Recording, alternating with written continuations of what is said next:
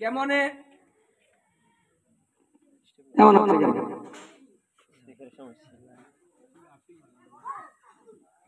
এই জন্য বৈষ্ণব তত্ত্বটা আমার মহাপ্রভু শিখালেন এবং বৈষ্ণব বললেন এটা সমস্যা হয় কেন? সমস্যা রাধে না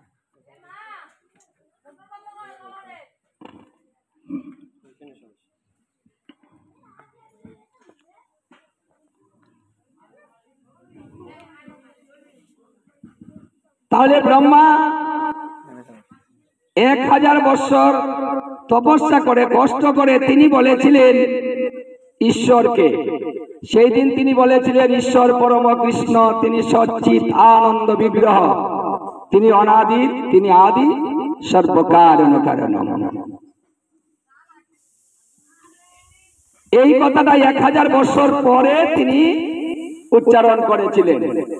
এই জন্য ব্রহ্মাকে আরো বলা হয়েছিল যে হে ব্রহ্মা, প্রথমে আমি, মাঝখানেও আমি, শেষেও আমি, যাহা কিছু হবে, যাহা কিছু ঘটিবে, সমস্ত কিছুর মধ্যে আমি থাকিব। এই কথাটা তুমি মনে রেখো।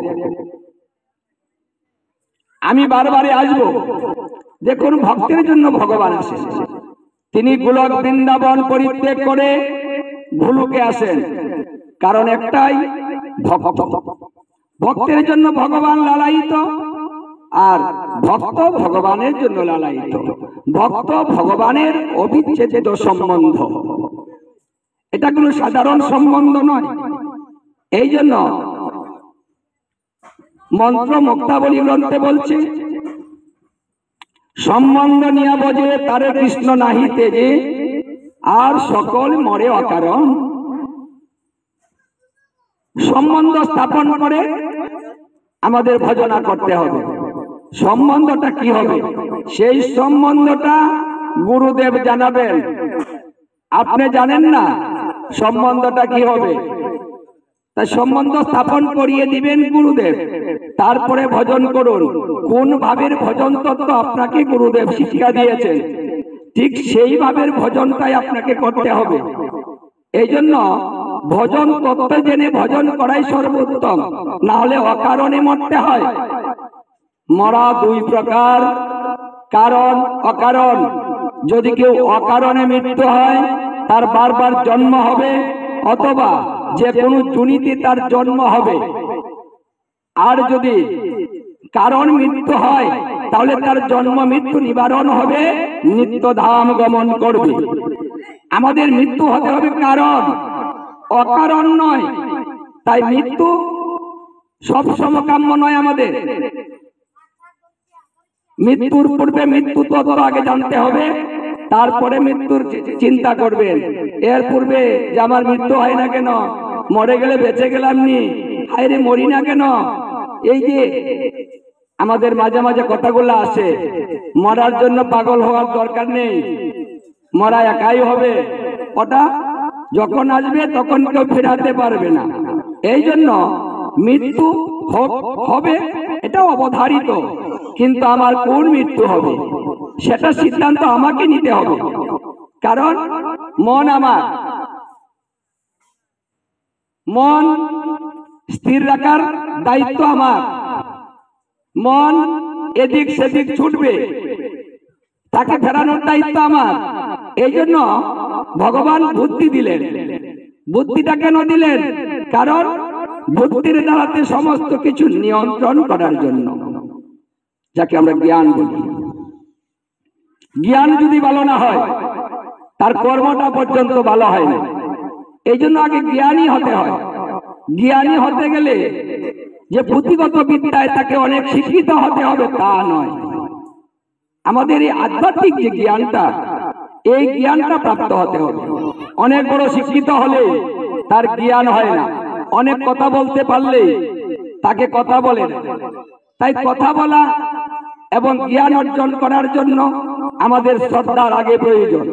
শ্রদ্ধা এবং ভক্তি, এই শ্রদ্ধা ভক্তি থেকে আমাদের শুদ্ধ ভাবের, শুদ্ধ জ্ঞানের উদয় হয়।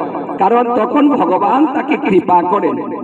ভগবান যখন কৃপা করবেন তখন সে হবে সর্বজ্ঞানী। সাধুগুরু বৈষ্ণব এত কথা কি করে বলে গো? এই যে 1 মাস বড় পাঠ করে বৈষ্ণব সাধুরা কি করে বলে? কোথায় পায় এত কথা? এত গ্রন্থ কি করে পড়ে? এত কথা কোথায় জমা থাকে? কি করে বেরোয়?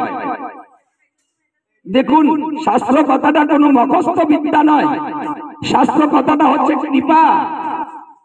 একজন মূর্খ শিক্ষিত হতে পারে, একজন শিক্ষিত মূর্খ হতে পারে, কারণ যদি ভগবান কৃপা না করেন।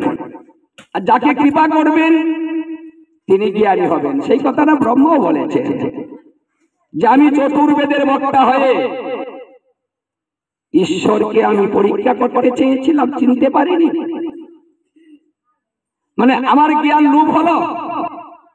তাহলে সাধারণ মানুষ কি করে চিনবে ঈশ্বর? তাদের ভুল তো সব সময় হবে, যেহেতু সৃষ্টিকর্তা ব্রহ্মার ভুল হয়েছে। তখন তিনি বলেছিলেন, হে কৃষ্ণ, আমি বুঝতে পারিনি, আমি এখন বুঝেছি যে যত বড় জ্ঞানী হবে সে কখনো কিছু বুঝতে পারবে না। তোমার কৃপা যে পর্যন্ত তার উপরে বর্ষিত না হবে সেই বুঝতে পারে যে তোমার কৃপা প্রাপ্ত হয়। তুমি যাকে জানাও সেই তো জানে, তুমি যাকে জানাও না সে তো জানে না। তাহলে ভগবান কাকে জানাবেন? বলছে মদ ভক্ত, মানে ভগবানের যে ভক্ত আছে ভগবান তার ভক্তকে জানান। ভক্ত কি করে প্রাপ্ত হন এটা? কারণ ভক্ত ভালোবাসা দিয়ে ভক্তির দ্বারাতে ভগবানকে তার করে নেই। যখন ভগবান ভক্তের হয়ে যায়, আমার গোবিন্দ, আমার গোপাল, মানে আমার যুগল, আমার গৌর, আমার নিতাই, তখন ভক্ত এই ভাষা শিখে। মানে আমার কথাটা যে সবকিছু আমার, ওই মাইক জগতের ওই কথাটাতে না গিয়ে তখন ভগবানকে নিজের করে নিয়ে শুধু বলে আমার। হ্যাঁ, নিতাই আমার, গৌর আমার, গোবিন্দ আমার। এই যে আমার করে যে নেয় গোবিন্দকে, গোবিন্দ তখন তার হয়ে যায়। আর যিনি এই ধন প্রাপ্ত হন তখন সেই ব্যক্তির আর কোন ধনের জন্য কারো কাছে যেতে হয় না। শাস্ত্র জ্ঞান, যত সুখ, যত বিলাস, যত আনন্দ, সমস্ত কিছু তখন সে পেতে থাকে। এই জন্য ভক্তরা হয় সুখী। ভক্ত যদি অসুখেও পড়ে যায়, দুঃখ কষ্ট করে, তবুও বলে না যে হে গোবিন্দ তুমি আমাকে কষ্ট দিচ্ছ কেন, কথাটা বলে না। সে বলে হে গোবিন্দ তুমি যদি আমাকে কষ্ট দিয়ে সুখী থাকো আমি এতেই সন্তুষ্ট। তুমি তো আমাকে কষ্ট দুঃখ দাও না, এটা আমার প্রাপ্য। আমার কর্মফল আমাকে দুঃখ দেয়, কষ্ট দেয়, এতে তো তোমার কিছু নেই প্রভু, তুমি ভালো থেকো প্রভু। মানে সে সবসময় প্রভুকে ভালো দেখে, নিজের দুঃখ কষ্টটা বলেই না যে আমার কষ্ট হচ্ছে। এটা ভক্তের স্বভাব না। ভক্ত কখনো এটা বলতে বলে না, সবসময় ভগবানকে ভালোবেসে তার উপরে ছেড়ে রাখে। এই জন্য মাঝে মাঝে ভক্তদের কঠিন পরীক্ষা দিতে হবে। আমাদের রেডি থাকতে হবে যে আমার পরীক্ষা আসবে। আপনি যদি পরীক্ষা না দিবেন তাহলে উপরে উঠবেন কি করে? আপনি পাস করবেন কি করে? অবশ্যই পরীক্ষা দিতে হবে। প্রত্যেকটা ভক্তের কিন্তু পরীক্ষা হবে। ভজন তত্ত্ব পরীক্ষা হবে একভাবে, অন্যদিকে ধৈর্য তত্ত্ব পরীক্ষা হবে আরেকভাবে। হ্যাঁ, আপনার ধৈর্য কতটুকু, ভগবানকে ভালোবাসেন কেমন ভাবে, কতটুকু বাসেন, সেটার পরীক্ষা দিতে হবে আগে। এই জন্য দেখুন না, কিছুদিন পূর্বে এই যে সামনে বসে আছে, আমাকে মেয়ে কল দিয়ে বলল যে বাবা একটু আশীর্বাদ করো তো আমরা জন্টু কাকার জন্য। কি হয়েছে? বলছে যে গলা দিয়ে অনবরত রক্ত যাচ্ছে, অবস্থা খুবই খারাপ। আমি ভগবানকে বলেছি, কারণ একজন ভক্ত আমাদের দরকার। একজন ভক্ত থাকলে সমাজের কল্যাণ। এই কথাটা নৃসিংহ পুরাণে প্রহ্লাদ বলেছিলেন নৃসিংহদেবের কাছে যে, হে প্রভু, তুমি আমাকে বর দিতে চেয়েছো, তুমি আমাকে এই বর প্রদান করো। কলিকালে ঘরে ঘরে যেন বৈষ্ণব হয়। নৃসিংহদেব বললেন, প্রহ্লাদ নিজের জন্য কিছু চাবে না, তুমি নিজে কিছু নিবে না, তুমি জগতের কল্যাণের জন্য ঘরে ঘরে বৈষ্ণব চাইছো কেন? তোমার নিজের কোনো স্বাদ নেই, কিছু পাও না, কি মন চায় না? কি আমাদের তো মন চায়। আমাদেরকে যদি ভগবান বলে যে তুমি কিছু নাও, আমি কি বলবো যে ওই বাড়ির সবাইকে খুশি করে দাও? আমি কিন্তু কথাটা বলবো না। আমি বলবো তুমি আমাকে দাও, আমাকে আরো বড় করে দাও, আমাকে আরো ধনী করে দাও, জগতের রাজা হয়ে যাব আমি। কিন্তু ভক্তের স্বভাব নিজের জন্য কখনো কিছু চায় না, পর কল্যাণে সবসময় নিয়োজিত থাকে। ভক্তের স্বভাব হয় তারিতে পামর, নিজের কার্য নাই তবু যায় পরের ঘর। বলছে, প্রভু আমার চিন্তা তো আমি করছি না প্রভু, আমি তো সবকিছু তোমার চরণে সমর্পণ করে দিই, আমি তো নিঃস্ব, আমি আমার কিছু নেই প্রভু, আমার চাওয়ার মতো কিছু নেই, আমার কোনো প্রয়োজন নয়, আমি তো আমার নই। সবাই যদি সুখী হয়, খুশি হয়, সবাই যদি ভালো থাকে, আমিও ভালো থাকবো। আচ্ছা তুমি কেন বরটা চাইলে? ঘরে ঘরে যদি বৈষ্ণব হয় তাহলে হবেটা কি? বলছে, হে প্রভু, তুমি তো সর্বজান্তা, তুমি তো সব জানো, প্রভু তুমি আমাকে বলছো কেন চাইছি? প্রভু, মুনি ঋষির দ্বারাতে জীবের কল্যাণ হবে না। কেন হবে না? কারণ মুনি ঋষিরা নিজের জন্য চিন্তা করে, জগতের জন্য করে না। কেউ যদি প্রণাম করে তাকে চেয়েও দেখে না, কেউ যদি না খেয়ে থাকে তার বাড়িতে খোঁজ নেয় না, কেউ ধারে ধারে গিয়ে কোনো উপদেশও দেয় না, নিজে নিজে মনন করে নিজের শক্তি অর্জন করে। তাই বৈষ্ণবের স্বভাবটা এমন নয়। বৈষ্ণবের স্বভাবটা পরের জন্য। বৈষ্ণব সবসময় নিবেদিত প্রাণ, সে পরের জন্য চিন্তা করে, নিজের জন্য করে না। কলিকালে যদি ঘরে ঘরে বৈষ্ণব হয় তাহলে কলিজীব উদ্ধার হবে। কারণ বৈষ্ণব সদা সর্বদা মুখে কৃষ্ণ কৃষ্ণ বলবে, হরি বল হরি বল বলবে, নয়নে জলে ভক্ত প্লাবিত করবে। বৈষ্ণব প্রতিদিন ভোগ দিবে, ভোগের প্রসাদ সবাইকে কিঞ্চিত দিবে। এটা বৈষ্ণব, এটা মুনি ঋষি করে না, এই কাজটা বৈষ্ণব করে। আপনারা করেন কি? প্রতিদিন প্রসাদ দেন না? অল্প অল্প এনে একটু প্রসাদ নেন, দেখে দেখে দিচ্ছেন না, কেন দিচ্ছেন? এই কাজটা বৈষ্ণব করে। দিতে দিতে কিছু থাকে না, সবাইকে দিতেই থাকে, দিতেই থাকে। এক কণা নিজে মুখে দেয় আর সবকিছু দিয়ে দেয়। প্রসাদ হলো তোমার কৃপা। প্রসাদ পেলে কর্মবন্ধন থাকে না। এমন কোন প্রায়শ্চিত্ত নেই যে প্রায়শ্চিত্তর দ্বারাতে মানুষ পাপ থেকে মুক্ত হতে পারে। প্রায়শ্চিত্ত দ্বারাতে ক্ষণিকের জন্য পাপ বিনষ্ট হয়, স্থায়ী ভাবে নয়, ক্ষণিকের জন্য প্রায়শ্চিত্ত। কিন্তু হে প্রভু, যদি প্রসাদ পায় তাহলে প্রসাদের দ্বারাতে যেখান থেকে পাপ উৎপন্ন হয়, যে মূল, সেই মূলটা বিনষ্ট হয়ে যায়, নতুন করে সেখান থেকে পাপ অঙ্কুরিত হয়। এটা হলো প্রসাদের গুণ। তাই প্রসাদের দ্বারাতে জীবকে সমস্ত পাপ থেকে মুক্ত করা সম্ভব। এই জন্য এই কাজটা কে করবে? যদি ঘরে ঘরে বৈষ্ণব হয়, কাজটা কিন্তু বৈষ্ণব করবে। এই জন্য কলিজীবীর এই যে চঞ্চল মনা, অন্নগত প্রাণ, এই যে মায়ায় মুগ্ধ, ওরা তো ভজন করতে চাবে না। দেখুন আজকে একটা নিয়ম সেবা চলছে, কজন মানুষ নিয়ম সেবা করে, কজন ধারণ করেছে? আমি কালকে সেবার হাত জিজ্ঞাসা করেছিলাম, কয়েকজনে হাত তুলেছে, আর খবর নেই। কেন? ওটা ভগবান জানেন না যে কলিজীবের ভাবটা কেমন হবে? কেন বৈষ্ণবের প্রয়োজন? প্রহ্লাদকে কেন কথাগুলো বলতে হচ্ছে? কারণ ভক্তের মুখের কথা শক্ত হয় বেশি, ভগবানের মুখের কথা নাও থাকতে পারে।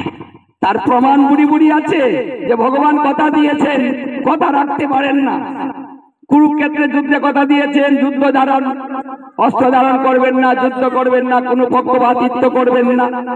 তারপরে দেখা গেল যে বিশ্বদেবের দিকে ভগবান রেগে গেলেন, ভগ্ন চূড়া নিয়ে বিশ্বদেবকে মারার জন্য উদ্যত হলেন। কে তুমি অস্ত্র ধারণ করলে কেন? তখন তিনি বলেছিলেন, অর্জুন তুমি বলে দাও কৃষ্ণ ভক্তের বিনাশ নাই। কথাটা আমি বলবো না, তুমি বলো। কেন? কারণ আমি কথা দিলে নাও থাকতে পারে, কিন্তু আমার ভক্তে যদি কথা দেয় সেই কথা নিষ্ফল হবে না। এই জন্য ভক্তের মর্যাদা, ভক্তের মূল্য সব সমাবেশী। এই জন্য মহতের কৃপা ভিন্ন কার্য সৃষ্টি হয় না। কৃষ্ণ ভক্তি দূরের কথা, সংসার বন্ধন মুক্ত হয় না। সাধুগুরু বৈষ্ণবের প্রয়োজন।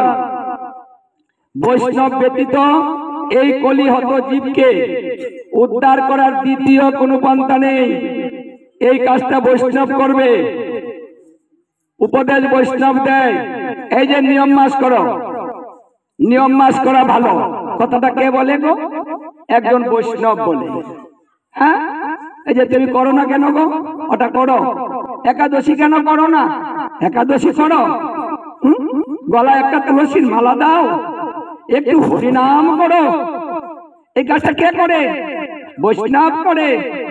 তাই প্রভু আমি তোমার কাছে বর চাইছি, তুমি কৃপা করে করে করে বৈষ্ণব যেন হয়, সেই বরটা তুমি আমাকে দাও। কে? ওই যে মালা জপ করে বৈষ্ণব, হরিনাম করে বৈষ্ণব, এই যে প্রভাতে উঠে এখন হরিনাম করে বৈষ্ণব, আর আলসিয়া ঘরে শুয়ে থাকে, ঘরে শুয়ে শুয়ে শুনে যে বৈষ্ণব কীর্তন করতেছে। হ্যাঁ, ও যদি ঘুম থেকে নাও উঠে, কিন্তু বৈষ্ণবের যে কীর্তন গাইছে, সুর গাইছে, ওটা কিন্তু শুয়ে শুয়ে শুনে, তাহলে প্রতিবেশী যারা আছে তারা কিন্তু ভগবানের এই যে কৃপাটা বৈষ্ণবের মাধ্যমে অন্যের কাছে চলে যায়, ছড়িয়ে যায়। কারণ বৈষ্ণবের মুখের বাণীটা অনেক শক্ত হয়। বৈষ্ণব যদি বলে যে তোমার কল্যাণ হোক, তাহলে কল্যাণ হতে হবে, যদি না হয় তাহলে তিনি বৈষ্ণব না। কারণ ভগবান বললেন ভক্তে যদি কথা দেয় তাহলে কথা আমি রক্ষা করি। এটা ভগবানের স্বভাব যে ভক্তকে সবসময় মর্যাদার স্থানে অধিষ্ঠিত করা, এটা ভগবানের স্বভাব। নিজে বড় হয়ে ভালো স্থানে বসবে সেটা নয়, ভক্তকে ভালো জায়গায় বসাবে। আজকাল বলে কি, বৈষ্ণব সেবায় গেলে আমরা যখন একটু পৃথক ভাবে বসি তখনই গুনগুন শুরু হয়ে যায়। ঘরে ভালো ভালো খাবে আর আমাদেরকে বাইরে দেয়, আমাদের সঙ্গে বসে না। ওরা লুকিয়ে লুকিয়ে বেশি বেশি নেয়। ওটা কে বলে? সাধারণ মেন। সাধারণরা কাকে বলে? বৈষ্ণবকে বলে। বৈষ্ণবরা তাই করে না। আপনি ভগবানকে ভালোবাসেন, ওখানে তো আপনিও বসতে পারেন, ওখানে তো আপনিও প্রসাদ পেতে পারেন। আপনি সেই যোগ্যতাটা অর্জন করছেন না কেন? কথা তো বলছেন, তাহলে পরিবর্তন হন। ওখানে কেন যেতে পারছেন না? যারা ঘুমাবে না, রাত্রে উঠে ভগবানের আরতি করবে, সেবা দিবে, তাকে ভগবান ভালোবাসবে না তো আপনাকে বাঁচবে? আপনি ভাবেন কি করে অত ভালো ভালো প্রসাদ পায় কেন? কেন পায়? ভগবানকে যারা এত ভালোবাসে, ভগবান ভালোবেসে কি তাদেরকে একটু ভালোভাবে বসাবে না? সে ব্যবস্থা করে দিবে না? কি গো, আমরা কি বলি? আমাকে এই করে দাও, আমাকে ভালো করে জায়গা করে দাও, না হলে আমি প্রসাদ পাবো না। বৈষ্ণব গিয়ে বলে? বৈষ্ণব বলে না, ভগবান আগে ওদেরকে বলে দেয় যে ওদেরকে একটু ভালো জায়গা করে দাও। ওরা নিজেরাই ভালো ব্যবস্থা করে বসে, আপনারা সবাই ঘরে চলে যান, আপনারা ওইদিকে বসেন। হ্যাঁ, ভগবান তাকেই ভালোবাসে যে ভগবানকে ভালোবাসে। নিজের সুখ আল্লাহ বৈষ্ণব ছেড়ে দেয়। শেষ রাতে ঘুমে ধরে না, উঠতে মন চায়, কিন্তু বৈষ্ণব কি করে? উঠে যায়, থাকতে পারে না। আর আপনি তো ঘুমাচ্ছেন, আবার বৈষ্ণব নিয়ে কথা বলছেন। একটু ভেবে দেখেছেন যে বৈষ্ণব যেখানে, আমি কি সেখানে যেতে পারছি? যেতে পারছি না, অথচ বলছি। এইভাবে বৈষ্ণব, কলিযুগের বৈষ্ণব ঘরে ঘরে কৃপা করবে। এই জন্য বৈষ্ণবের প্রয়োজন। সেই দিন নৃসিংহদেব কথা দিয়েছিলেন যে প্রহ্লাদ, আমি বুঝতে পেরেছি তুমি সুন্দর কথা বলেছ, তোমার এই তত্ত্বটা সত্য, তুমি যা বলছো এটাই সঠিক। বৈষ্ণব জীবের কল্যাণ করবে, তাই আমি তোমাকে এই বর দিলাম, কলিকালে প্রতিটা ঘরে ঘরে বৈষ্ণব হবে। আমি এই কথা তোমাকে দিলাম, এই বর আমি তোমাকে দিলাম।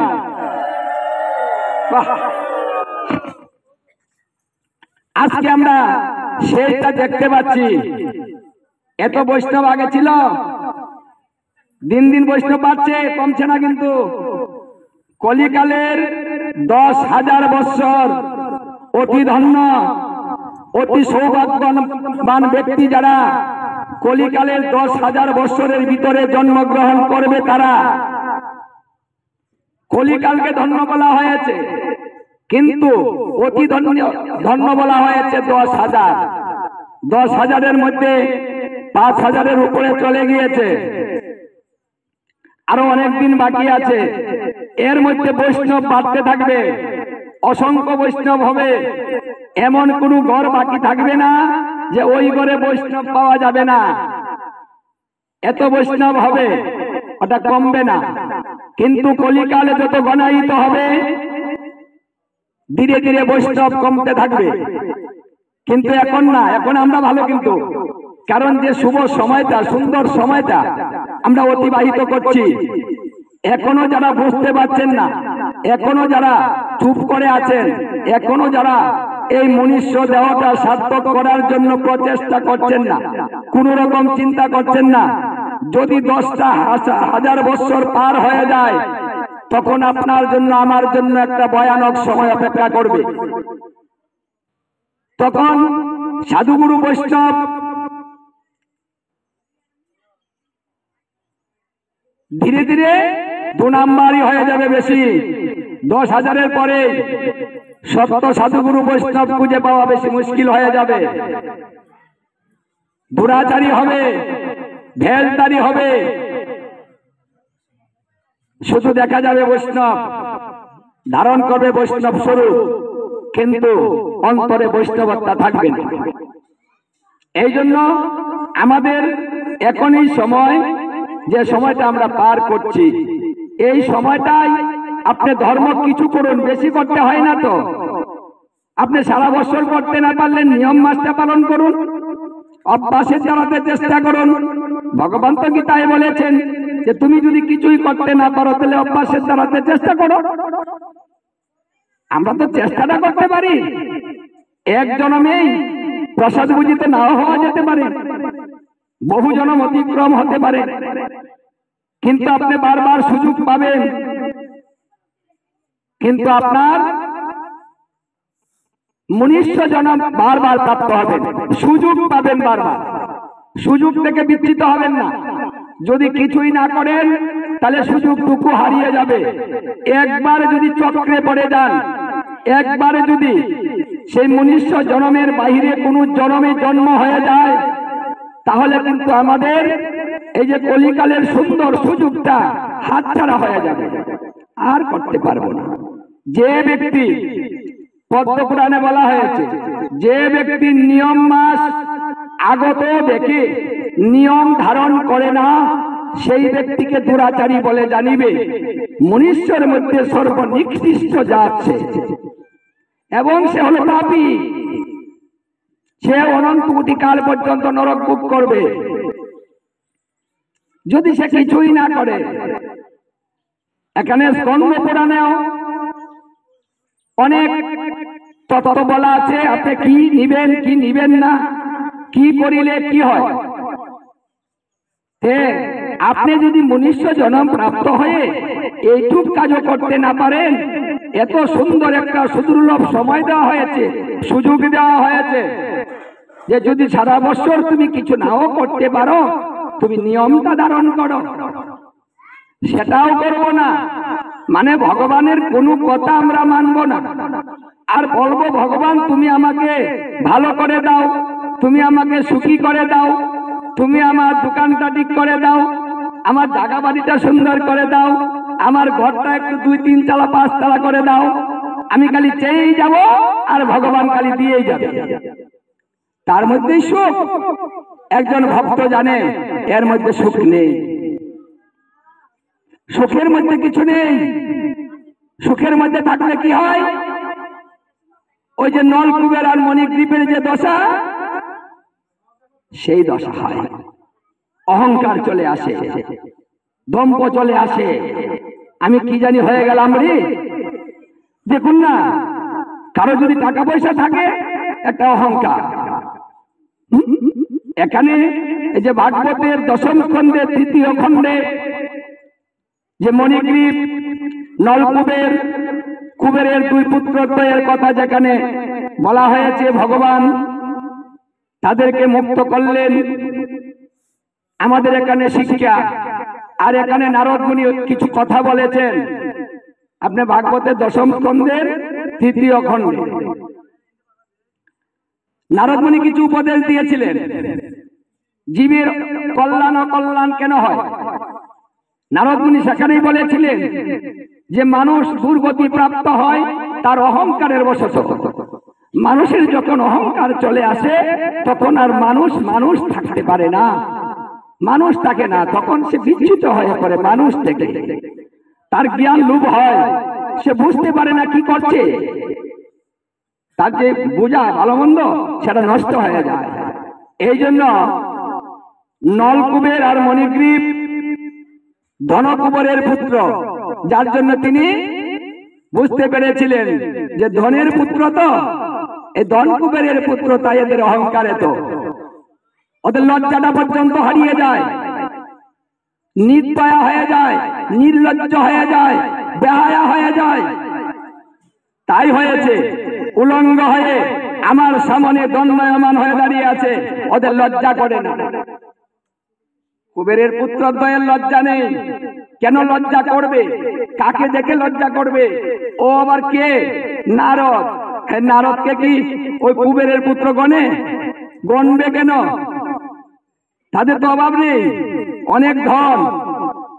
তাই ধনের গৌরবে মদ্যপান করে তারা নিজের সমস্ত কিছু ভুলে গিয়ে নারদকে তিরস্কার করেছিল। সেই কারণে নারদ এই কুবেরের পুত্রদ্বয়কে জ্ঞান দিলেন না। কেন জ্ঞান দিলেন না? এমন কোন ব্যক্তি আছে, কিছু ব্যক্তি আছে যাদেরকে জ্ঞান দিলে জ্ঞান নেয় না, তখন তাদেরকে অভিশাপ ভিন্ন আর কিছু দিতে পারে না। একজন বৈষ্ণব দেখবেন মাঝে মাঝে ক্রোধ আসে বৈষ্ণবে, তখন অন্য মানুষগুলা বলে, আরে বৈষ্ণব মানুষ এত ক্রোধ কেন? হ্যাঁ, ওটা বৈষ্ণবের দোষ হয়ে যায় না। এখানে বিশ্বনাথ চক্রবর্তী বার্তা টিকায় বলেছে, বৈষ্ণব ক্রোধিত হতে পারে, একজন সাধু ক্রোধিত হতে পারে। পূর্ণ সাধু একজন নারদ মুনি, ওনার ক্রোধ হবে কেন? কারো আচরণে তার কষ্ট আসবে কেন? বিশ্বনাথ চক্রবর্তী বার্তা টিকায় বললেন না, ওনার কষ্ট আসেনি। উনি ব্যতীত হননি, ওনার গায়ে কিচ্ছু লাগেনি। উনি চিন্তা করছেন ওদের দুর্গতির জন্য। কুবেরের পুত্রদ্বয়কে যদি আমি এখন জ্ঞান দেই, আমার কথাটা নিবে না, উড়িয়ে ফেলে দিবে। কারণ সেই বুধক জ্ঞান তাদের মধ্যে নেই, হারিয়ে গিয়েছে, নষ্ট হয়ে গিয়েছে। ওদেরকে ভালো করতে হলে ওদেরকে সাজা দিতে হবে, শিক্ষা দিতে হবে। এই জন্য বৈষ্ণব মাঝে মাঝে কারো প্রতি ক্রোধিত হয়ে একটা কিছু বলে ফেলে। যদি কিছু বলে ফেলে বৈষ্ণব, মনে করবেন সেটা আপনার আশীর্বাদ হয়ে আসছে। কারণ বৈষ্ণব ক্রোধে যদি একটা অভিশাপ দেয়, সেটা অভিশাপ থাকে না, সেটা আশীর্বাদ হয়ে যায়। তদ্রূপ নলকুবের এবং মণিগ্রীবকে কিন্তু তিনি দেখা যায় অভিশাপ দিয়েছে, যে তোমরা যেভাবে আমার সামনে উলঙ্গ হয়ে দাঁড়িয়ে আছো, আমি অভিশাপ দিলাম এইভাবে উলঙ্গ হয়ে বৃক্ষ হয়ে তোরা দাঁড়িয়ে থাকবি। অভিশাপ কেন দিলেন? কত বৎসর? বলছে 100 বৎসর তোরা বৃক্ষ হয়ে থাকবি। কার 100 বৎসর? দেবতাদের 100 বৎসর। দেবতাদের একদিন, আমাদের 1 বৎসর, তারই 100 বৎসর বৃক্ষ হয়ে দাঁড়িয়ে থাকবি। কুবেরের পুত্রদ্বয় জোড়হাত করে অনন্য বিনয় করেছিলেন, আমাদের মুক্তির উপায় কি? নারদ মুনি তখন মুক্তির উপায়টাও কিন্তু বলেছিলেন, 100 বৎসর তোরা বৃক্ষ হয়ে থাকবি। সুখ পেলে মানুষ কষ্টকে ভুলে যায়, কষ্ট পেলে আবার সুখের কথা মনে পড়ে, ভুলগুলা ধরতে পারে। কোন ভুলের কারণে আমার আজকে দুর্গতি, কেন কষ্ট হচ্ছে? দেখুন, ভক্তের কষ্ট এবং সাধারণ জীবের কষ্টের মধ্যে কোনো পার্থক্য আছে। যদি ভক্তের কোনো কষ্ট আসে, তাহলে বলা যাবে না যে ভগবান ওর পাপের কারণে ওকে কষ্ট দিচ্ছে। না, কেন দিচ্ছে? যে ভগবান ও ভক্তকে পরীক্ষা করার জন্য কষ্ট দিচ্ছে। ভক্ত সেটাকে মেনে নিতে হবে যে হে প্রভু, তুমি আমাকে পরীক্ষা করছো, তাই তুমি আমাকে কষ্ট দিচ্ছ, দাও, আরো দাও, কিন্তু আমাকে সইবার মতো শক্তি দিও প্রভু। দুঃখে বিচলিত ভক্ত হয় না। যখন কোনো ভক্ত কোনো বিচলিত হয় না, ভগবানকে দোষে না, তখন ভগবান নিজে কষ্ট পায়। আমি তাকে এত দুঃখ কষ্ট দিচ্ছি, কিন্তু আমাকে তো ছাড়ছে না, আমাকে বুঝছে না, আমার কথা বলছে না। কষ্টের মধ্যে থেকে বারবার বলছে হে গোবিন্দ, হে গোবিন্দ। বাহ, আর তাকে আমি কষ্ট দিচ্ছি। ওই কথা মনে করে গোবিন্দ তখন নিজেই কষ্ট পেতে থাকেন। এই ভক্তটাকে আমার কষ্ট দেওয়া ঠিক হয়নি, না না, এখনই ভালো হয়ে যায়। দেখুন, ভক্তের চাইতে হয় না যে তুমি আমাকে কৃপা করো প্রভু, আমাকে ভালো করে দাও। এ কথাটা বলে কে? এ কথাটা কিন্তু বৈষ্ণব ভিন্ন যারা আছেন তারা বলে, ওই মারার ভগবান, তুমি আমাকে কষ্ট দিলা কেন? তুমি আমাকে দেখো না কেন? আমাকে জ্বালিয়ে পুড়িয়ে বর্ষ করছো কেন? আমাকে অভাব দিলে কেন? মানুষের কত সুখ আমার কপালে নাই কেন? তুমি চোখে দেখো না? এইভাবে ভগবানকে দোষারোপ করে। আর একজন ভক্তের স্বভাবটা এমন নয়, কখনো ভগবানকে দোষারোপ করে না, নিজের কষ্টটা নিজের কর্মফলের মধ্যে রেখে দেয়, ওটা ভগবানের কাছেই দেয় না। যদি সুখী হয় ওটা ভগবানকে দেয় যে হে গোবিন্দ, এই সুখ তুমি দিয়েছ, ওটা তোমার কৃতিত্ব। কিন্তু যদি কষ্ট পায়, বলে না গোবিন্দ, ওটা আমি পেয়েছি, আমার কর্মফল। সেই ভক্তকেই ভগবান সুখী করে, তখন তাকে ভালো করে দেয়, আবার ভজন করার মতো পূর্ণ শক্তি অর্জন করে তার মনোবল সৃষ্টি করে দেয়, মনোবলটা আরো বাড়িয়ে দেয়। তখন ওই ভক্ত ভগবানের প্রতি আরো ভক্তিভূত হয়ে যায়। অনেক শিক্ষা লাভ করে। যেমন কিছু ভক্ত আছে মানুষের সমালোচনা করে, কোনো কষ্ট পেয়ে যদি উঠে, দেখা গেল কি তার মনের পরিবর্তন আসে, সে ভাবে না এখন থেকে আর আমি কাউকে কিচ্ছু বলবো না, আমি নিরিবিলি থাকবো, ভালো দিকটা দেখবো, কারো মন্দ দিক আর দেখবো না। এই যে সমালোচনা, যে কথাটা গৌর হরি জুড়ে বলেছিলেন, দুরাচারী, মাছ মাংস বুঝি, মিথ্যাবাদী, কুচরিত্রা সবাই একদিন মুক্তি লাভ করতে পারবে, কিন্তু নিন্দুক কোনদিন মুক্তি লাভ করতে পারবে না। সে আমার কৃপা কখনো লাভ করতে পারবে না, যে পরনিন্দা পরচর্চা করে। এটা কিন্তু মহাপ্রভু একেবারে নিজে বলে দিয়েছেন। আর যত প্রকার অপরাধ আছে সমস্ত অপরাধের ক্ষমা হয়ে যাবে, সেটা অতি সহজে হবে। আপনার ভালোবাসার উপরে নির্ভর করবে ক্ষমাটা কতদিনে হবে। কিন্তু এই কাজটা যদি কেউ করে তার কৃপা কোনোদিন হবে না। কোন ভক্ত কিন্তু কষ্ট পেলে সে বুঝতে পারে তার ভুলগুলা। মানুষ কষ্ট না করলে কিন্তু ভুল শিখে না, কষ্টের মধ্যে থেকে অনেকগুলা ভুল শিখতে পারে, নিজে নিজে সংশোধন হয়ে যায়। দেখবেন হঠাৎ করে তার আচরণটা বদলে গেল, নীরব নিরিবিলি, কথা কম, ভক্তি বেশি, কাউকে কিছু বলছে না। এটাই হলো পূর্ণ বৈষ্ণবতার লক্ষণ। বৈষ্ণব এমনই হয় যে তার দ্বারাতে যেন কেউ কষ্ট না পায়, সেই দিকে লক্ষ্য রাখা। এটা মহাপ্রভুর শিক্ষা। কেউ যদি পাণ্ডিত্য করেছে তারপরেও কিন্তু মহাপ্রভু তার সাথে পাণ্ডিত্য দেখায়নি। মহাপ্রভু বলেছে আমি মূর্খ, আমি আপনার সঙ্গে এই তর্ক যুদ্ধ করতে পারবো না। আমার গুরুদেব আমাকে জানেন আমি মূর্খ।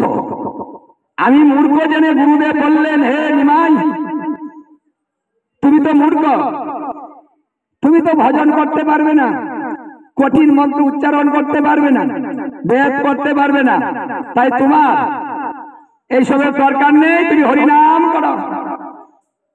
আমি আমার গুরুদেবের কৃপায় আমি শুধু হরিনাম করি, আর কিছু জানি না। কে মহাপ্রভু কি সব জানেন না? সব জানেন, নিজেকে গুটিয়ে রাখলেন আমি কিছু জানি না, আমি মূর্খ। সাধারণ কোনো মূর্খ নয়, আমি একজন মহামূর্খ। দেখুন আমাদের মধ্যে যেন পাণ্ডিত্য ভাবটা কখনো না আসে। আমার মহাপ্রভু এখানে শিখালেন, নিজেকে মূর্খ বানাও, সাধারণ হয়ে থাকো। যদি বড় হতে চাও, যদি ভালোবাসা চাও, তাহলে ছোট হয়ে যাও। ভালোবাসা কে কাকে দেয়? ও মা বাবারা, কাকে ভালোবাসেন? যখন সন্তান ছোট থাকে তাকে ভালোবেসে আদর করে কোলে ধারণ করেন, তাই না? মুখে তুলে দেন, আয় বাবা, আয় শোনা, কত কথা। সেই সন্তানটা যখন বড় হয়ে যায়, এই ভালোবাসাটা কি আর দেন? আর পায়? আর ভালোবাসা পায় না। সন্তান বড় হলে ভালোবাসা থেকে বঞ্চিত হয়ে যায়। আদর করে মা কোলে নেয় না, মুখে তুলেও দেয় না, কাছে বসায় না, আর ভালোবাসা পায় না। তো গোবিন্দ বললেন, যদি কোনো ভক্ত বড় হয়ে যায় আমি তাকে ভালোবাসতে পারি না, আমার কাছ থেকে দূরে সরে যায়, আর আদর সে আমার কাছ থেকে পায় না, তাকে আমি কৃপা করতে পারি না, কারণ সে যে বড় হয়ে গিয়েছে। আমি তো তাকে ভালোবাসি না যে বড় হয়ে যায়, আমি তো তাকে ভালোবাসি যে আমার জন্য নয়নের জল ধরায় আর বলে, হে গোবিন্দ, তুমি ছাড়া দ্বিতীয় আর কেউ নেই, তুমি আমার সর্বস্ব প্রভু। এই কথা বলে যে ভক্ত নয়নে জলে ভক্ত প্লাবিত করে, সেই তো আমার ভালোবাসা পায়। এমন ভক্তকে ছেড়ে আমি যে থাকতে পারি না দূরে, আমি সেই ভক্তের ধারে থাকি, তার পিছু পিছু ধাবিত হই, সেই ভক্তকে আমি ভালোবাসি, আমি ভক্তকে জড়িয়ে ধরি। এই ভক্ত থেকে আমি কোনোদিন তাকে দূরে সরাই না। যে আমার জন্য ভালোবাসে, আমার জন্য সমস্ত জীবের নিঃস্ব হয়ে গেল। আমি কাঙালকে ভালোবাসি, আমি কাঙালকে ভালোবাসি বিদায় আমি গোলক বৃন্দাবন পরিত্যাগ করে ভূলোকে এসেছি। আমি আমার ভগবত তত্ত্ব ছেড়ে দিয়ে আমি জীব তত্ত্ব ধারণ করেছি। আমার ঐশ্বর্য পরিত্যাগ করে আমি কাঙাল নাম ধরেছি। শুধু কাঙালকে ভালোবাসবো বিদায় আমাকে ভালোবেসে ভক্ত কাঙাল হয়ে যায়, কিচ্ছু রাখে না, আমাকে সব দিয়ে দেয়। তখন আমি কি আর ভগবান হয়ে থাকতে পারি? তখন আমি আর ভগবান থাকি না, আমি নিজেও কাঙাল হয়ে যাই। কাঙালে কাঙালে ভালোবাসা হয়, সমানে সমানে ভালোবাসা হয়। ছোট বড় হলে কি আর ভালোবাসা হয়? ছোট বড় ভালোবাসা কি আনন্দ আসে? আসে না। সেটা কি ভগবান জানেন না? জানেন, আর তিনি জানেন বিদায় নিজেকে গুটিয়ে ভক্তের সমান হয়ে গেলেন, কাঙালের ঠাকুর হয়ে গেলেন। তাহলে আমরা কি ভগবান আমাদের হোক, তিনি আমাদের আপন হোক, আমাদের ভালোবাসক, আমরা এটা চাইব? নাকি আমরা বলবো যে আমাকে সবাই সুনাম করুক, আমার প্রতিষ্ঠা হোক, আমার সুনাম চতুর্দিকে ছড়িয়ে যাক, আমাকে সবাই বড় করে জানুক? ওটা করব? ওটা করলে ভগবানেরটা পাবো না। গোবিন্দের কাছ থেকে ভালোবাসা এতে আসে না, কিন্তু প্রতিষ্ঠা, সুনাম, অর্থ সেখান থেকে আসে। সেটা সত্য। মাইক জগতের যত প্রকার সুখ সবকিছু পাওয়া যাবে, কিন্তু গোবিন্দের কাছ থেকে যেটা পাওয়ার সেটা পাওয়া যায় না। প্রতিষ্ঠা শুকরের বিষ্ঠা। আমরা যে প্রতিষ্ঠার জন্য লালায়িত, ওটাকে শুকরের বিষ্ঠার সঙ্গে তুলনা করা হয়েছে। প্রতিষ্ঠার জায়গা নেই, প্রতিষ্ঠার মধ্যে ভালোবাসা নেই। যেখানে ভালোবাসা নেই সেখানে আমি নেই। আমি ভালোবাসার টানে গোলক বৃন্দাবন ছেড়েছি, ভালোবাসার মূল্য দিতে এসেছি। আমি এই জন্য বলছি, দেহি বড় বল্লভ মুদারম, এত ভালোবাসি ভক্তকে জানি তার চরণ ধুলি মস্তকে ধারণ করি। এই জন্য তিনি দেহি বড় বল্লভ মুদারম কথাটা বলেছেন, এই শ্লোকটা তিনি এনেছেন। কারণ এটা ভালোবাসা। ভালো না বাসলে কি ভক্তের চরণ ধুলি মস্তকে ধারণ করবেন? যেটা জয়দেব কবি মানতে চান নাই, জয়দেব কবি স্বীকার করেন নাই, তার গ্রন্থের মধ্যে লিপিবদ্ধ করতে পারছেন না যে আমি এটা লিখতে পারি না, ভগবানকে আমি এত ছোট করতে পারি না, উনি কেন ভক্তের চরণ ধুলি মস্তকে ধারণ করবেন? না না, এটা ভুল তত্ত্ব। আমি কখনো আমার গ্রন্থে আমি লিপিবদ্ধ করতে পারি না। আমার কোথাও অপরাধ হচ্ছে, অপরাধের কারণে আমার এই ভুল তত্ত্বটা আসছে। যার জন্য তিনি গ্রন্থ লেখা বাদ দিয়ে চলে গিয়েছিলেন। কিন্তু পরক্ষণে আমার গোবিন্দ জয়দেব কবি রূপ ধারণ করে পদ্মাবতীর সাথে সেবা করে ওই গ্রন্থের মধ্যে নিজের হাতে লিপিবদ্ধ করেছিলেন যে দেহি বড় বল্লভ মুদারম, আমি আমার ভক্তের চরণ ধুলি মস্তকে ধারণ করি। সেটা নিজে লিখেছিলেন জয়দেব কবির গ্রন্থে, গীত গোবিন্দ। সেই গীত গোবিন্দ গ্রন্থে একটা কথা ভগবান স্বয়ং নিজে লিখলেন, তিনি প্রমাণ করে দিলেন আমি ভক্তকে কত ভালোবাসি। তাহলে একজন ভক্তকে যদি ভগবান এত ভালোবাসে, তাহলে আমরা কেন ভগবানের ভালোবাসা পাইবার জন্য ব্যস্ত হই না? কেন অন্যের ভালোবাসার জন্য লালায়িত হই? ভক্তের এই জন্য ভক্তের ভালোবাসাটা আলাদা। কারণ ভক্তে চায় না জগতের সবাই আমাকে ভালোবাসো, আমাকে ডাকো, আমাকে মানো, ওটা ভক্তের স্বভাব না। কিন্তু যখন এমন কোন ভক্ত হয়ে যায় তখন ভগবান তার পিছু ছাড়ে না। ওই ভক্ত যেখানে যাবে গোবিন্দ তার পিছু পিছু সেখানে যায়। গোলক বৃন্দাবনে গিয়ে বৈষ্ণব সেবার নিমন্ত্রণ হয়। আজকে এখানে বৈষ্ণব সেবার নিমন্ত্রণ হচ্ছে। ওরা কি বৃন্দাবনে গিয়েছিল যে হে গোবিন্দ তোমার নিমন্ত্রণ আজকে মধ্যাহ্নকালে? যায়নি, তাই না? গোবিন্দর কাছে সাক্ষাৎ করেছে, কথা বলেছে, বলতে পারেনি। কাকে বলেছে? একজন ভক্তের কাছে গিয়েছে, একজন বৈষ্ণবের কাছে গিয়েছে। করজোড়ে বৈষ্ণবকে নিমন্ত্রণ করতে হয়।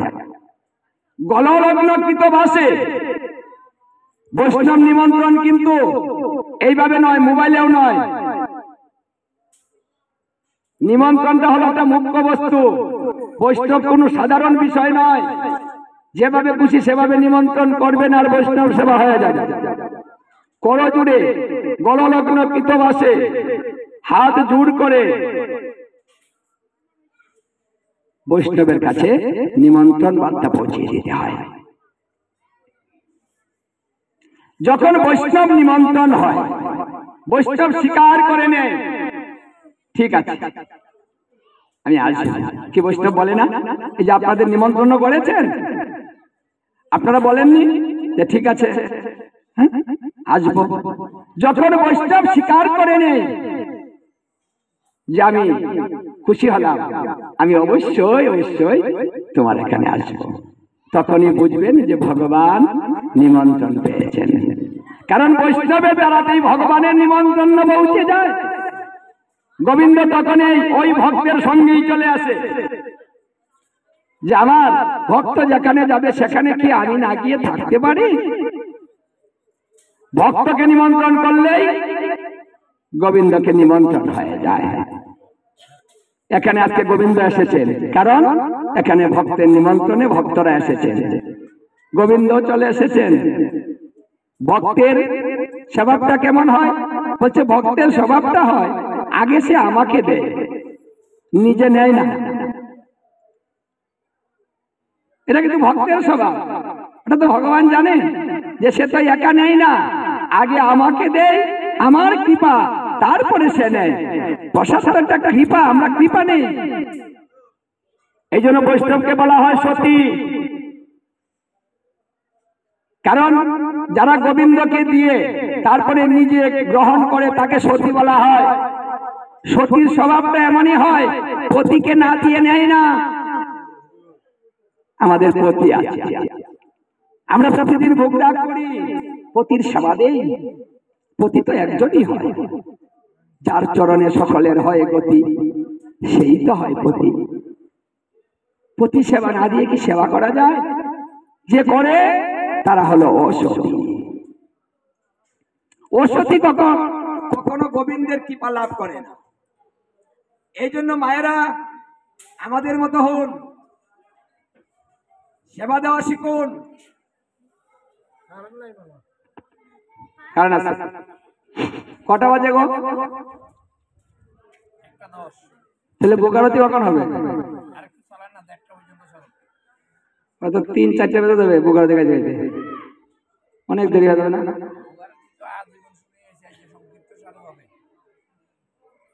বোকারতি ও সংক্ষিপ্ত হবে কেন? ভালোভাবে হবে।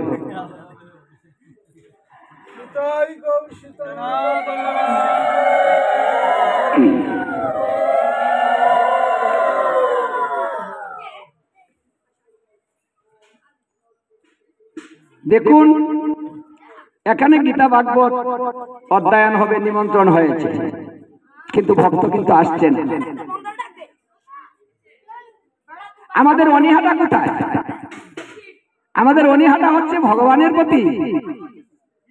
যদি আমরা ভগবানকে ভালোবাসি, ভালোবাসার মানুষটা যদি কোথাও বসে থাকে, আমরা কি দূরে থাকতে পারি? দৌড়ে ছুটে যাই, আমার জন্য অপেক্ষা করছে, সেখানে যাই। হ্যাঁ, এখানে আমার গোবিন্দ বসে আছে, আমরা কি দূরে থাকতে পারি? পারি না। যে গোবিন্দকে ভালোবাসে সে কখনো দূরে থাকতে পারে না। আজকের দিনে ভাগবত আলোচনা, আজকের দিনটা একটা সুন্দর দিন। কেন? সপ্তাহ বেশি, এক সপ্তাহ ধরে যে গোবর্ধন ধারণ করেছিলেন, আজকে কিন্তু সেই উপলক্ষে আজকে এখানে অনুষ্ঠানের আয়োজন করা হয়েছে। অন্য কোনো উপলক্ষেই তো, তাই না? এটা এক সপ্তাহ চলে, এক সপ্তাহ গোবর্ধনকে ধারণ করেছিলেন। এই জন্য সপ্তাহ ব্যাপী এই গোবর্ধন পূজা এবং অন্নকূটের যে মহোৎসব সেটা চলে। তার ধারাবাহিকতায় আজকে এখানে হচ্ছে। দেখুন, ভগবানকে যারা চিনে না তারাই ভগবানের কাছে আসে না। আর এটা চিনাবে কে? এই তত্ত্বটা চিনাবেন গুরুদেব।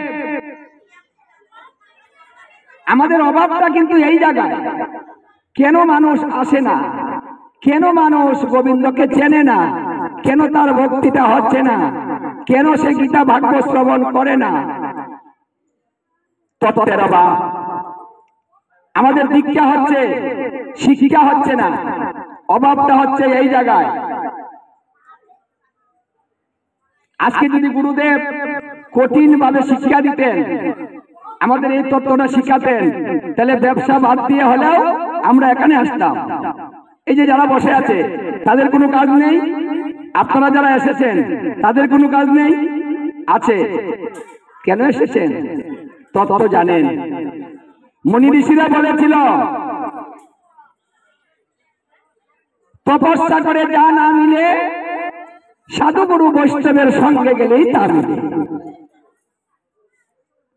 এই জন্য সরস্বতী গঙ্গা তীরে যত মুনি ঋষি ছিলেন, সনত কুমারের মুখে ভাগবত কথা শোনার জন্য তপস্যা ছেড়ে দিয়ে ছুটে গিয়েছিলেন যে না, তপস্যা করব না। তপস্যার চাইতে ভক্তের মুখনিসৃত বাণী উত্তম। তপস্যার সময় লাগে অনেক, কিন্তু ভগবত ভক্তের মুখনিসৃত বাণী, তাদের দর্শন, এটা সুদুর্লভ। আরে সাধন ভজন করলে, তপস্যা করলে গোবিন্দকে মিলবে, কিন্তু সাধন ভজন করে একজন ভক্তকে মেলে না। একজন ভক্ত কিন্তু সবসময় অনেক ঊর্ধ্বে। এটা গোবিন্দ বলেছেন, আমার চেয়ে আমার ভক্ত বড়। ভক্তের পূজা যে করে আমার চাইতে 8 গুণ বেশি পায়। আমার পূজা করিলে 100 গুণ পায়, ভক্তের পূজা করিলে 8 গুণ বেশি পায়।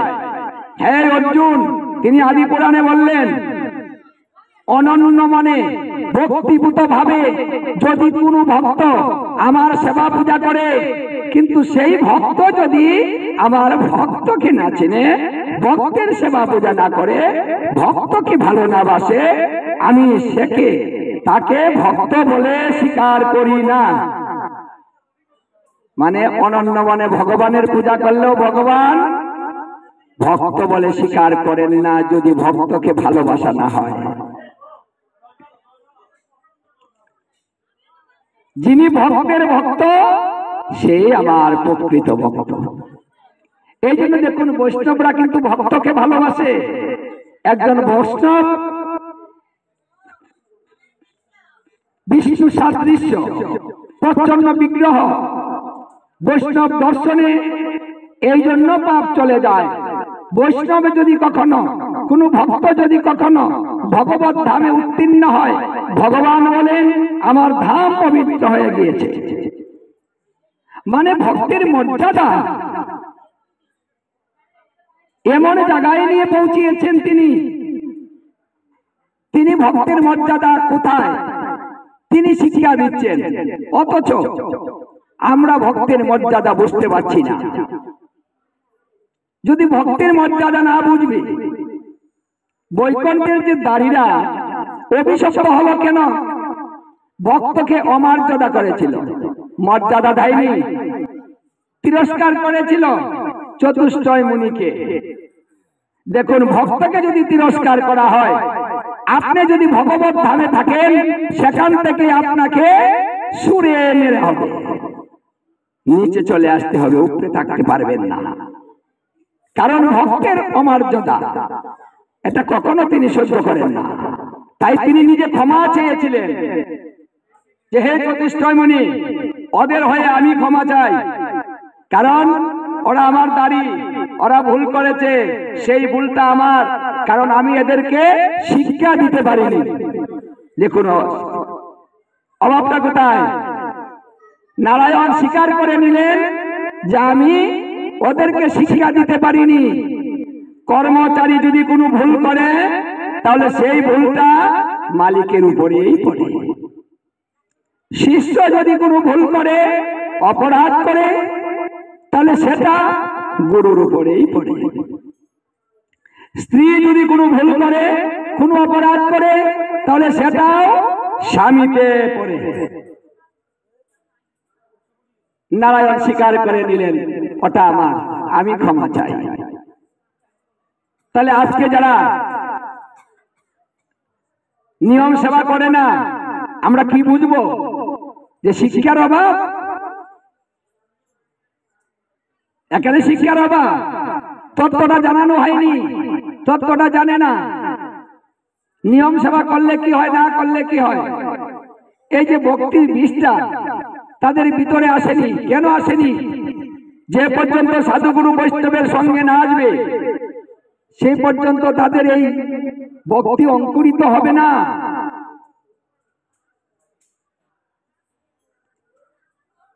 এই জন্য দাড়িকে অভিশাপ দিয়েছেন ভক্ত।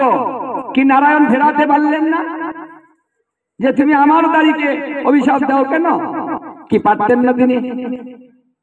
উনি সর্বশক্তিমান, তার দাড়িকে তার ধামে দাঁড়িয়ে তার সামনে অভিশাপ দিল, আর নারায়ণ কিছুই করতে পারলেন না।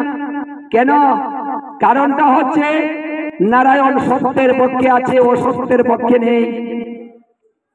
যদি আমরা ভগবানের হয়ে যাই আর আমাদেরও যদি ভুল থাকে, আমরা অসত্য পথে চলি, তাহলে আমরা ভগবানের কাছ থেকে বিচ্ছিত হয়ে দূরে চলে যাব। যার জন্য দাড়িকে অভিশাপগ্রস্ত হতে হয়েছে, সেই বৈকুণ্ঠ থেকে মর্ত্যলোকে আসতে হয়েছে। এগুলো আমাদের শিক্ষা। এই লীলাগুলা কেন হয়েছে? আমাদের শিক্ষার জন্য হয়েছে, আমরা যেন সেখান থেকে শিখে নিজেকে পরিবর্তন করে চলি। কিন্তু আমাদের তো পরিবর্তন সহজে হচ্ছেই না। পরিবর্তন কোথায়? আজকে এতটা সুন্দর দিন, সুন্দর একটা মাস, এই মাসে যদি ভক্তের মুখে ভাগবত কথা শ্রবণ করে, তাহলে অন্য মাসের চাইতে লক্ষ গুণ বেশি হবে। এটা কিন্তু 1-2 হাজারের কথা নয়, বলছে লক্ষ গুণ অক্ষয় ফলপ্রদ হবে। এই মাসে ভক্তের মুখে কৃষ্ণ কথা যে শুনবে, সে কখনো নরকগামী হবে না। আপনাদের এই দুর্গা মন্দিরেও মনে হয় এই মাসব্যাপী পাঠ হচ্ছে, তাই না? এই যে কল্যাণী দুর্গা মন্দির, উনি করছেন, বেশ। তাহলে আপনারা যান না কেন? জানতো সবাই পাঠে যাবেন। এই সুযোগ কিন্তু ক্ষণিকের জন্য, যদি একবার চলে যায় সুযোগ আর পাবেন না। এই নিয়ম মাস্টার মধ্যে আপনার যত সুযোগ। গোবিন্দ চিন্তা করে দেখলেন, জীবকে উদ্ধার করার জন্য আমার একটা সহজ পদ্ধতি অবলম্বন করতে হবে, যাহার মাধ্যমে আমি জীবকে উদ্ধার করতে পারি। এই কলিহত জীব প্রতিদিন নিরামিষ নাও খেতে পারে, প্রসাদ বুঝি নাও হতে পারে। তাহলে গতিটা কি হবে ওদের? ওদেরকে তো আমার রক্ষা করতে হবে। ওদেরকে রক্ষা করতে হলে আমাকে চিন্তা করতে হবে নতুন নতুন চিন্তা থেকে এই নিয়ম সভাটা এসেছে, লীলার ছলে এসেছে। কিন্তু চিন্তাটা তো পরিকল্পনা করেই ভগবান এনেছেন যে আমি জীবকে উদ্ধার করব। 11 মাস যদি পাপ করে আমি তার 1 মাসের সমস্ত কিছু ধৌত করে দিয়ে তাকে পরিষ্কার করে মুখকে পৌঁছিয়ে দিব। আমি সেই সুযোগটা আমি ওকে দিয়ে দিব। পেলেন সুযোগ?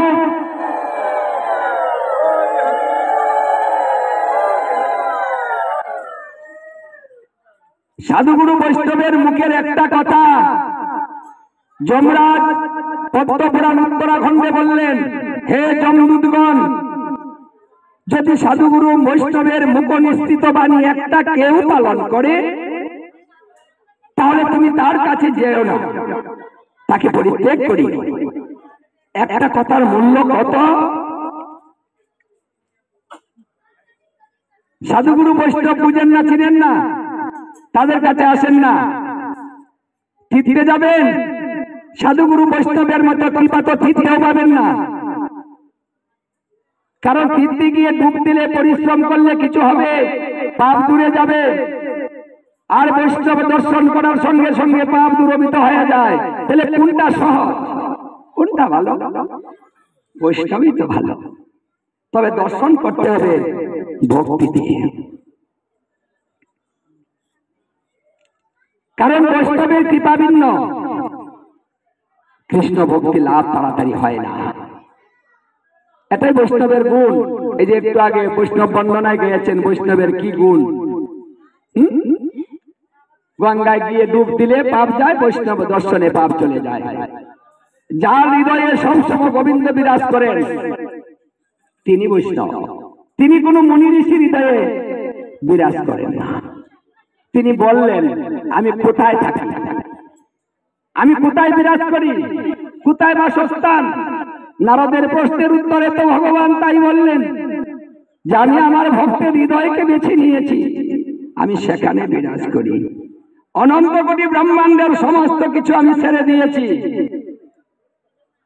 আমি আমার ভক্ত হৃদয়টাকে নিয়েছি।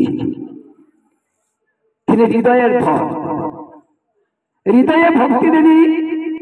যে ভক্তি দেবী হৃদয়ে প্রবেশ করে আগে আগে কিন্তু ভক্তি দেবী হৃদয়ে আসতে হয়। আপনাকে সাজাতে হবে, হৃদয়টাকে সাজাবেন, এখানে বিছানা করতে হবে।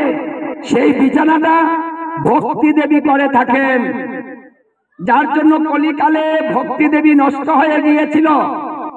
নারদ মুনি প্রচেষ্টা করে চতুষ্টয় মুনিকে এনে সরস্বতী গঙ্গা তীরে একটা ভাগবতের আলোচনার সভার আয়োজন করেছিলেন। জ্ঞান, বৈরাগ্য আর ভক্তি তিনটা কলিতে নষ্ট হয়ে গিয়েছিল। প্রথম যখন কলি প্রারম্ভ, কলির প্রারম্ভে, কলির দৌড়াতে তিনটা শক্তি নষ্ট, জ্ঞান, বৈরাগ্য, ভক্তি। কলিজীবের ধর্ম হচ্ছে ভক্তি। জ্ঞান অর্জন করা কঠিন, শাস্ত্র অধ্যয়ন করা কঠিন, তপস্যা করা কঠিন, পূজা অর্চনা করা কঠিন, কিন্তু ভক্তিটাই সহজ। এই জন্য কলিকালের সমস্ত কিছু ছেড়ে দেওয়া হয়েছে ভক্তির উপরে। শুধু ভক্তি শাস্ত্র, ভগবান ভক্তিতে আবির্ভূত হলেন, এই জন্য ভাগবতকে বলা হয় ভক্তি শাস্ত্র। এবার এই ভক্তি দিয়ে কলিহত জীবকে আমি মুক্ত করে দিব।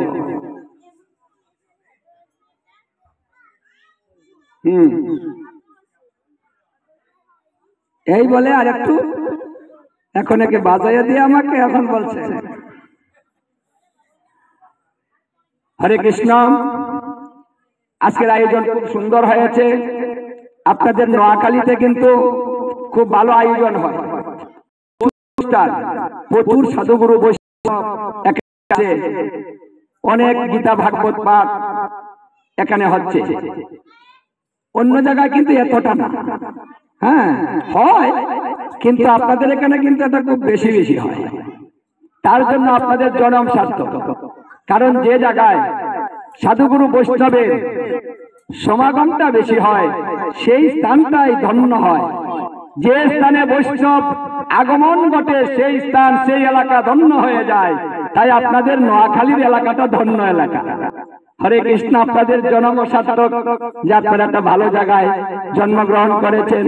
প্রতিনিয়ত এইভাবে সাধুগুরু বৈষ্ণবের মুখ নিঃসৃত বাণী আপনারা শ্রবণ করতে পাচ্ছেন, মহাপ্রসাদ পাচ্ছেন, এটাই হলো কৃপা।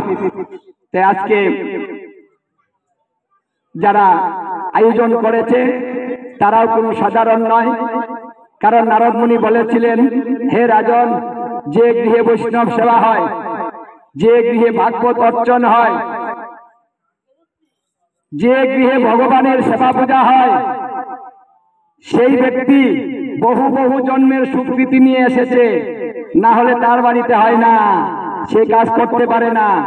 তাই তারাও স্বীকৃতি নিয়ে এসেছে, তাই আজকে বাড়িতে হচ্ছে। সবাই আশীর্বাদ করবেন যে তারা যেন এইভাবে প্রতি বছর এই সাধুগুরু বৈষ্ণবকে সেবা দিতে পারে, ভক্তিপূত ভাবে এইভাবে অনুষ্ঠান করতে পারে।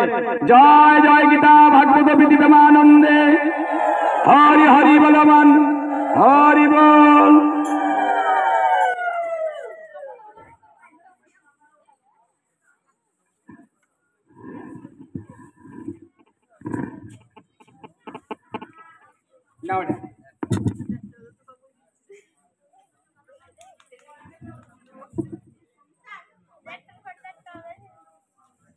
আগে এটা মেলা কি হয়ে গেছে শুনে।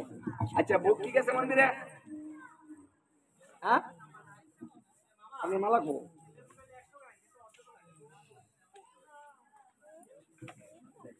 মোবাইল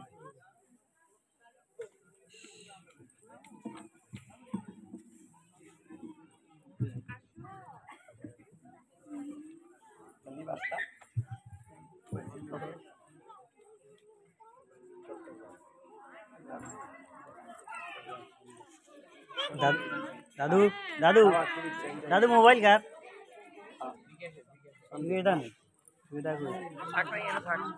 चले ना ये चले तो आप दिए ना चले तो ये आप